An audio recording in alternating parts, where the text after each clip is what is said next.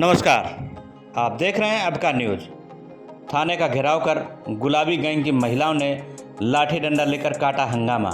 जी हाँ, यूपी के फतेहपुर जिले के राधानगर में विवाहिता की ससुराली जनों द्वारा हत्या किए जाने के आरोप के मामले में गुलाबी गैंग की महिलाओं के साथ पीड़ित परिवार ने राधानगर थाने का घेराव कर जमकर हंगामा काटा।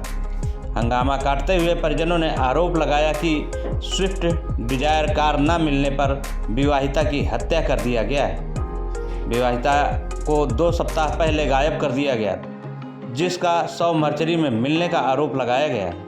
वहीं पुलिस ने मृतका के पति सहित 4 के विरुद्ध मुकदमा दर्ज किया है, लेकिन किसी की गिरफ्तारी न किए जाने पर जमकर हंगामा काटा है। वहीं राधानगर पुलिस ने कहा कि मृतका का पति मारपीट से घायल है और इसके घर में ताला लगा हुआ है।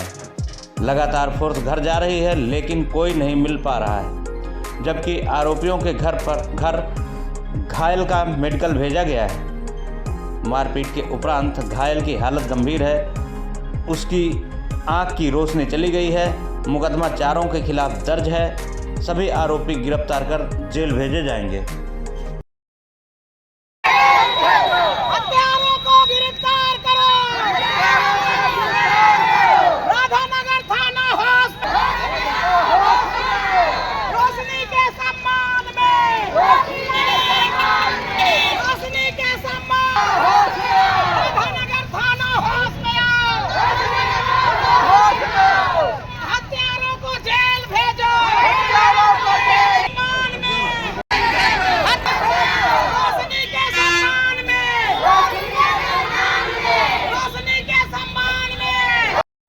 और यहाँ की पुलिस और हमको भगाती ही कहती यहाँ का। उस दिन भी भगाया, उस दिन भी मैंने नहीं बोला और मार करके और सब फरार है। आज तक कोई सुनाई नहीं भी मेरी होती। मेरी लड़की मार गई और सुनाई भी नहीं हो रही है मेरी। यहाँ आके मर्चरी में हाथ डाल करके फरार है। और जब मैंने पहुँचा तो हम कोई मिला नहीं है। और सब पुलिस कहती है कि वो लड़की पछवाले हमला करते हैं और कोई मिलता भी नहीं है। नहीं आज तक कोई ढूंढे जाता है। वहाँ मुझको कहीं नहीं मिली। अशोक के भागी तो वहाँ भी कोई नहीं मिला।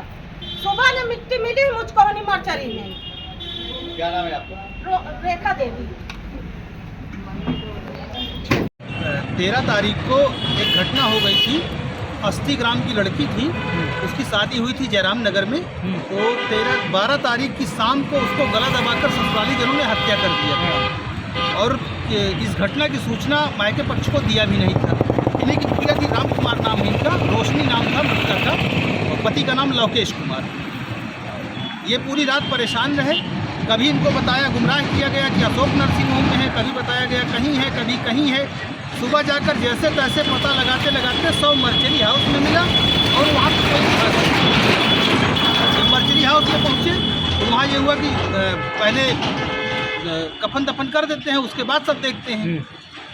उसका क्रियाकर्म इन्होंने खुद किया, पोस्टमार्टम करवाया, क्रियाकर्म हुआ और उसके बाद से लेके अब तक लगातार पुलिस की शिथिलता है या फिर लापरवाही है।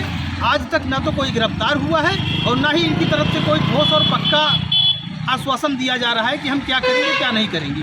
इसी संबंध को लेकर के गिरफ्तारी क्यों नहीं हुई है, शिथिलता का क्या कारण है, इस संबंध को लेके गुलाबी गैंग अध्यक्ष संपत पाल और उनके सहयोगी प्रीति मैडम के नेतृत्व में आज यहाँ विशाल धरना प्रदर्शन हुआ था, जिसमें ये जानकारी मिली है कि अभी हमारे पास तक कोई जानकारी नहीं है। वो सीओ साहब जिसको कहेंगे तो फिर जांच होगी, फिर उसमें देखा जाएगा, ये उन्होंने कहा। मांग क्या कर रहे हैं आप लोग?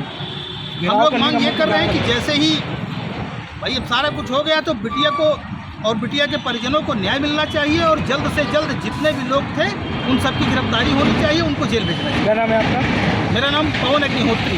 कौन है आप? मैं बिटिया के जो पिता हैं राम कुमार, इनके साथ में ही काम करता हूँ PRD डिपार्टमेंट में। ये मेरे अच्छे सहयोगी हैं और मुझे मामले की पूरी जानकारी है। लता पटेल, गुलाबी गैंग लोकतांत्रिक की अध्यक्ष, आज अपने संगठन की एक छोटी सी टुकड़ी लेकर के यहाँ राधानगर थाने में आई हुई हूँ। जयराम नगर में एक 80 की लड़की भी आई हुई थी। उस लड़की का नाम था रोशनी।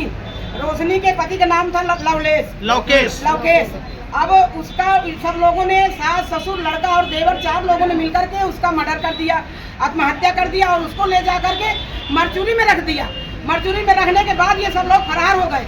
अब मायके से सब लोग जाते हैं तो लड़की नहीं मिलती है। पहले तो बताते हैं कि अशोक के यहाँ है, प्राइवेट अस्पताल में जाते हैं, वहाँ लड़की नहीं मिलती, फिर सदर में जाते हैं तो मरचुरी में उसकी लाश मिलती है। उसके बाद उनका मुकदमा तो लिख लेती है पुलिस, लेकिन अभी तक ना वो लोग अरेस्ट हुए हैं, ना उनको जेल भेजा गया है। आज हमारी महिलाएं इतना परेशान है, उनको लेकर के मैं यहाँ आई हुई हूँ। मैं चाहती हूँ कि पीड़ित को न्याय मिले और वो चारों आरोपी जेल जाए। वो किस लिए हुई, क्या मामला था? थाने में घुसते ही हड़प हुई। ये 4 लड़कियां, छोटी सी पुलिस 4 लड़कियां हमें हड़का रही थी कि आप शांत रहिए, आराम से बात करिए। शांत रहना होता तो इतनी महिलाएं लेकर के हम नहीं आते और पहले ही तुम लोग अगर इनको न्याय मिल जाता तो हमको आने की जरूरत नहीं है। ये सही है।